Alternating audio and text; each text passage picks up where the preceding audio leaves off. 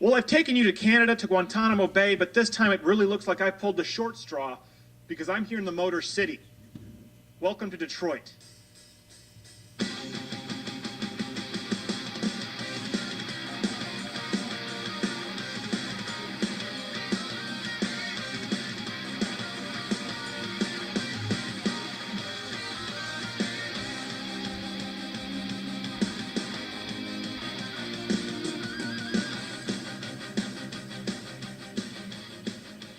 Detroit. It's become a bit of a punchline in this country, but you have to ask yourself, how did one of the wealthiest cities in the country become this?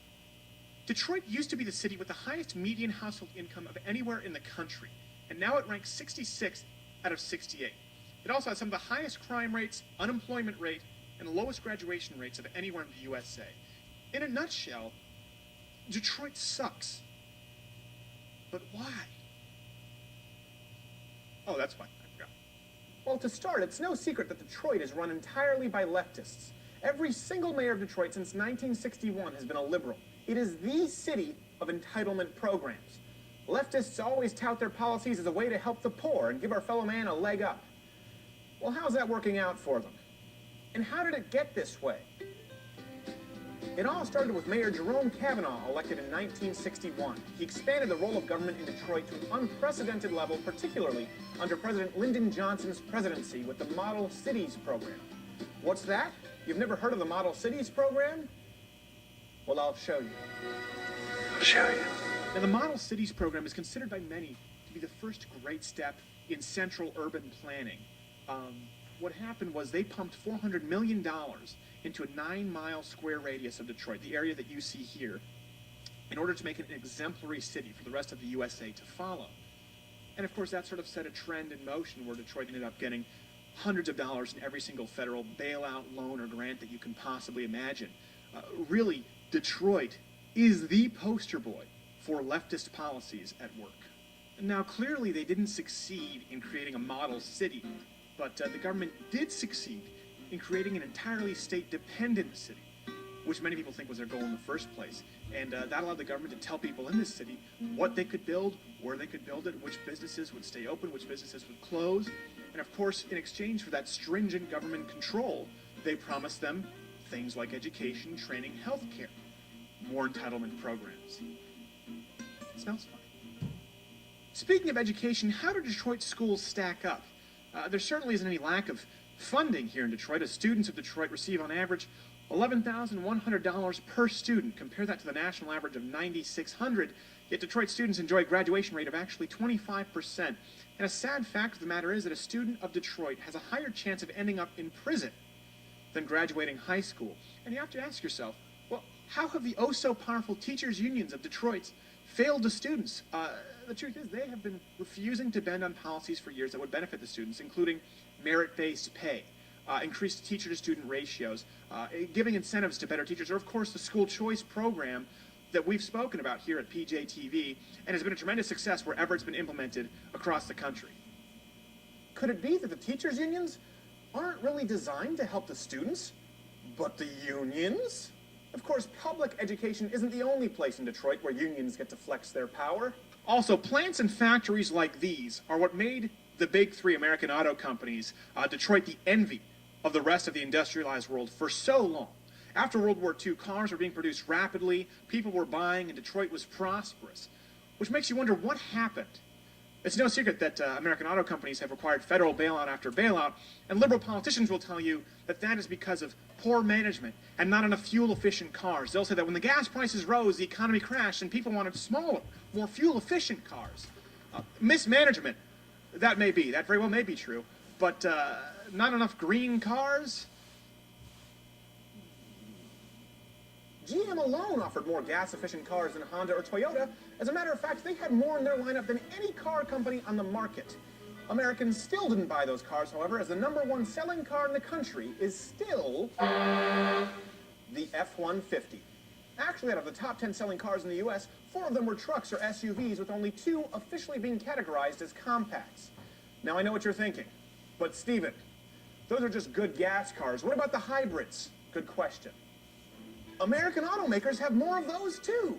Not only do people not buy them as displayed by all hybrids accounting for a total 2% of the market share, but when people do buy them, it doesn't make these companies any money. When it comes to experimental cars, both Ford and GM have admitted to having years of bleeding red ink ahead. Honda hasn't fared much better. Even the most successful hybrid car, the Prius, is still widely believed by analysts to be losing money on each one sold, according to the Washington Post. But if it's not the lack of green cars that made American car makers so crappy, what was it? Enter the United Auto Workers Union. Even under tough economic conditions, concessions are never a part of the UAW's vocabulary. Fully aware of the fact that their company will go bankrupt under these conditions, the UAW still made sure that they received 7 weeks paid vacation each year, maintain job banks, meaning that UAW workers rarely, if ever, actually get fired. They're simply sent to job banks where they are paid nearly full wages not to work. How's that for job security?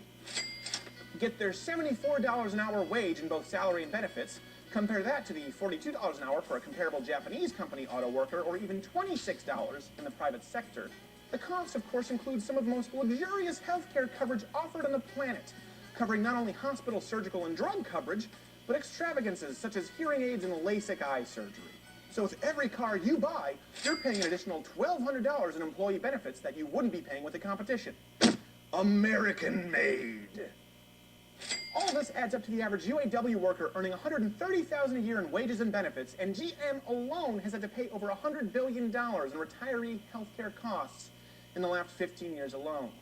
And there's no end in sight, as they only to pay another $47 billion in the near future. There it is, folks. While you and your family buckle down to plow through these tough economic times, the labor of the UAW continue to live like kings and make virtually no compromises. After all, why would they if the federal government just keeps bailing them out?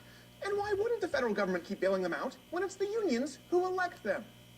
Guess just how much of the UAW's political contributions were donated to conservative or Republican candidates in 2008. A whopping 0%. One of the big ironies in all this is that liberal environmentalists support the unions because the unions elect them. But because the UAW labor costs are so high, it dissuades automakers from investing in lower profit margin, smaller cars, so they instead focus on larger vehicles and SUVs. That's right, folks. The UAW is bad for the environment. So the UAW runs the auto industry into the ground, and the teachers' unions run education into the ground. So what happens to Detroit as a whole? Good people leave, poverty rises, and so does crime.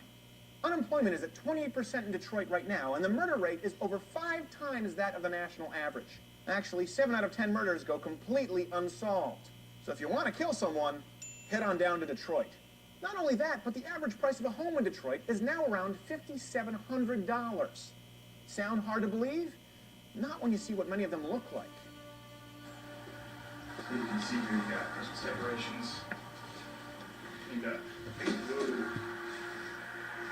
You got gasoline and 5 bottles of antifreeze. Antifreeze is the main ingredient used in meth. Freshly eaten chip bags, beer cans, Wendy's cups. This is not someone is living here, so we should probably get going. At least they put up some Christmas decorations to spread some Christmas cheer, so the people still seem to be in good spirits.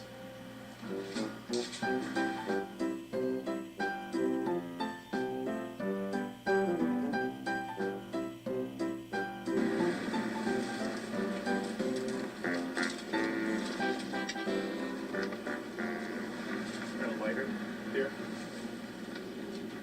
Fun for the whole family activity.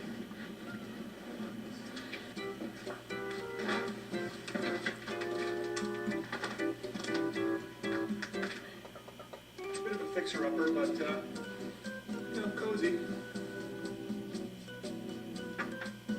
Someone's missing a glove. And down in the basement if you want.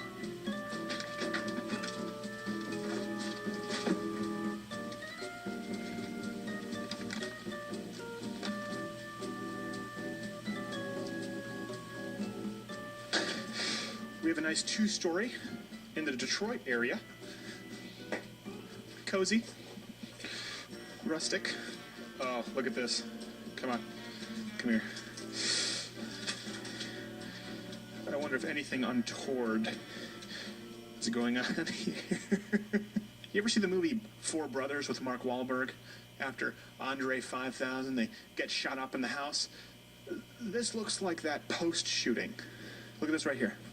These are fresh syringes. Oh, actually, look at this. Get a shot of all this. This whole thing. Look right here. We've got packs and packs of syringes here.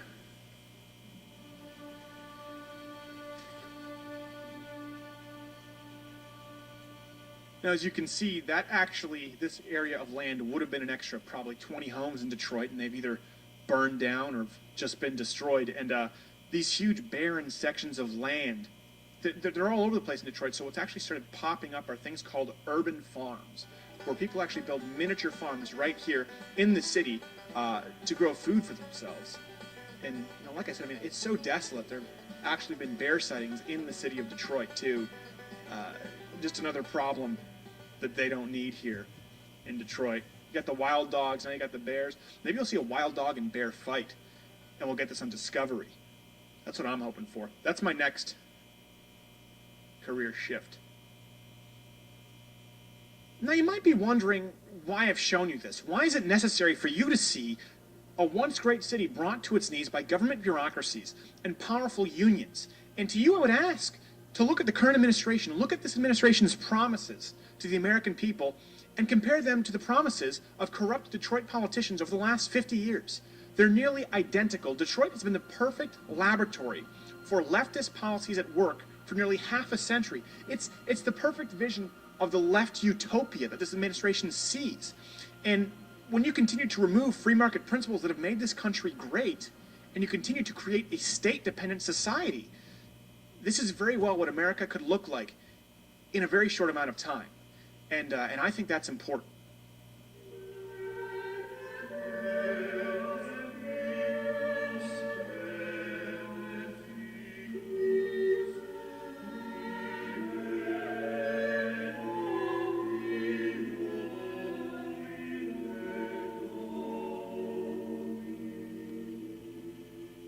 If there's one way to describe the aura of Detroit, it would be that of hopelessness. The city's citizens have been robbed of the American dream by politicians and bureaucrats upstream. They've been promised the world, but have been left with this.